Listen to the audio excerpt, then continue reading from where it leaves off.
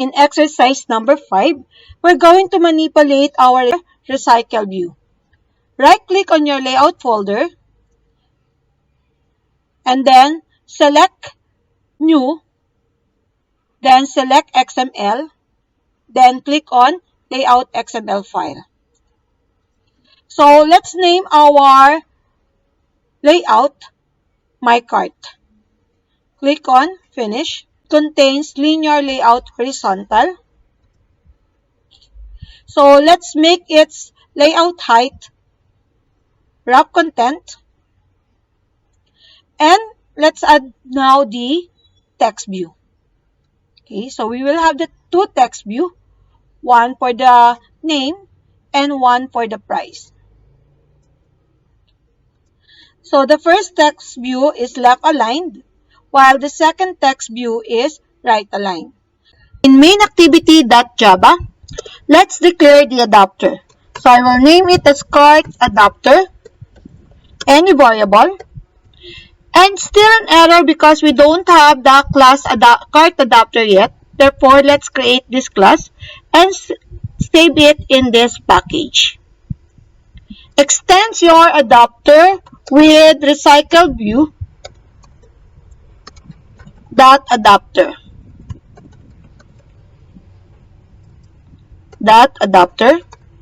And it requires view holder. So let's create our view holder. The name of our adapter is cart adapter. I will name my view holder as my view holder. Okay. So let's create the class my view holder. Extends it with RecyclerView view holder. Okay. Then let's create a constructor that match that super method. Let's declare our variables for our component. Let's say TV name and another one text view TV price semicolon. So let's import this class and let's bind our variables with the layout. So TV name is equal to item view find view by ID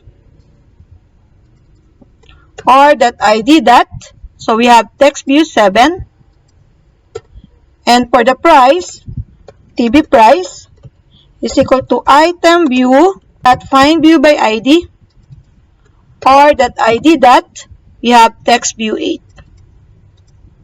Let's implement the methods for our adapter. Now let's declare the variables that we need for our adapter. So we have context. Let's name it as my context. Import the class semicolon. And we need an array list. So array list. And that is a collection of string. I will name it as names. Then the other one is array list. And I will name it as prices. Okay. Then, let's create the constructor, public cart adapter, and it requires 3 parameters. The context and the array list. So we have string and I will name it as cart names. Then another array list.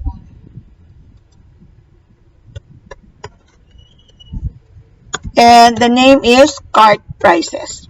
We have my context is equal to context and names is equal to cart names. Prices is equal to cart prices. In onCreate view holder, let's declare view. And using the layout inflator, we're going to inflate our layout with our view. So layout inflator, that from my context, that inflate, first is the layout, our layout my cart, and then the parent, which is our view group, and false, semicolon. Then we will return now this value. So you have new my view holder, and the variable is v. Okay. Then on bind view holder, we have the parameter holder, that TV name, that set text, and we will get names, that get, and then the position. Holder, that TV price, that set text, that is names, that get position.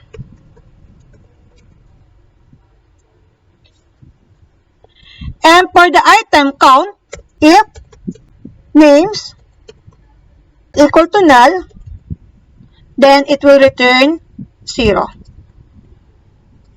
Else, it will return the size of our names.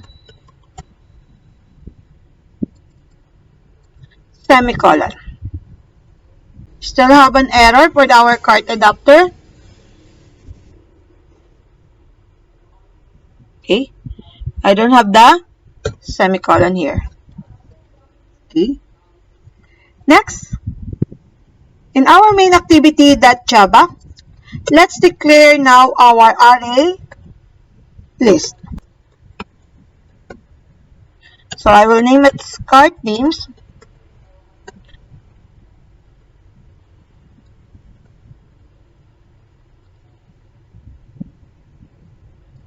So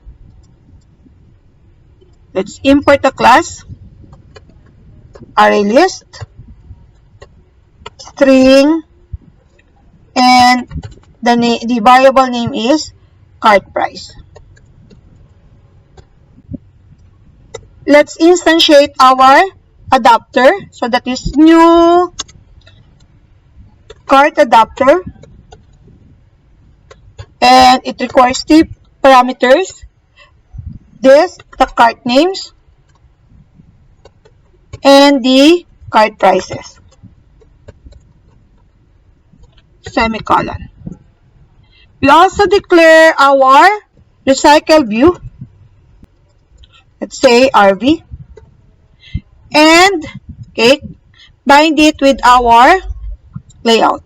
So RV is equal to find view by ID, or that ID that we don't have the ID for our RecyclerView yet. So let's go back in activity main, and then in our tab 3, we have the RecyclerView. So let's put an ID, Android, colon ID equals, so you have at plus ID slash RecyclerView. Okay. Save and go back to your main activity.java. Use that ID. Okay. So you have RecyclerView. Semicolon. Then, let's assign our cart adapter in our RecyclerView. So we have RB that set adapter, and our variable is CA. Then, let us set the layout for our RB. So RB that set layout manager, new linear layout manager. This.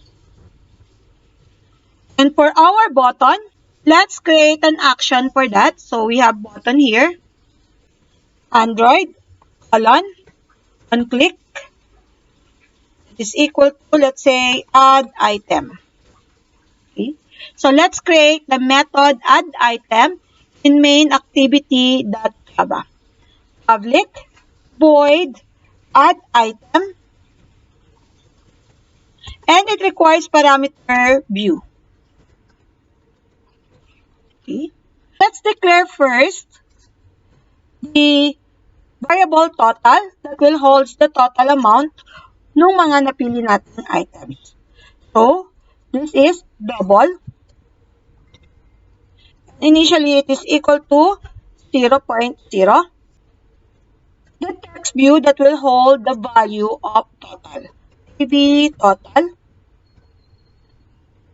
Okay. Now, let's instantiate our cart names and cart price. So, we have cart names is equal to new array list, and that is string, semicolon, cart prices is equal to new array list, so that is string, semicolon, and then bind also the text view. Okay. So we have TV total is equal to find view by ID, or that ID that is our text 5. Okay, so that is TV total.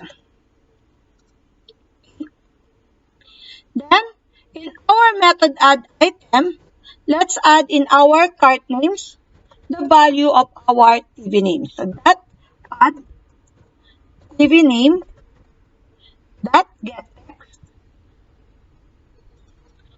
that to string, semicolon, cart prices that add TV price that get text that to string, semicolon. Then, instantiate our cart adapter. So, new cart adapter,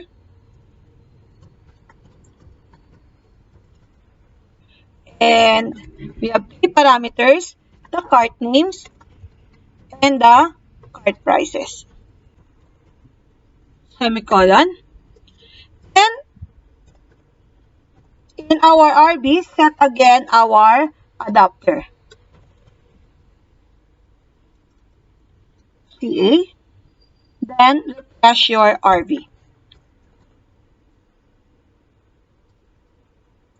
For the total, so let's get the total, that is equal to total plus, okay, so change the value into double, so you have force double of our TV price. So copy ko lang, and then paste it here, semicolon. Then, assign it in our text view. So we have TV total that set text, the word total, and concatenate the value of our variable total. Let's check our program. Okay, so this is the first, the second, and the third. So let's say gingerbread. Select it. And on the cart, so we have the same name. So let us check our adapter. Okay. So here in our on-bind view holder, it should be the prices, not the name. So we have prices. Okay. Save it again. And then let us check. So we have, let's say I will click a clear for the details. And then, so there's no value here, add to cart. Then, let's say I will add the gingerbread, add to cart. So you have the total.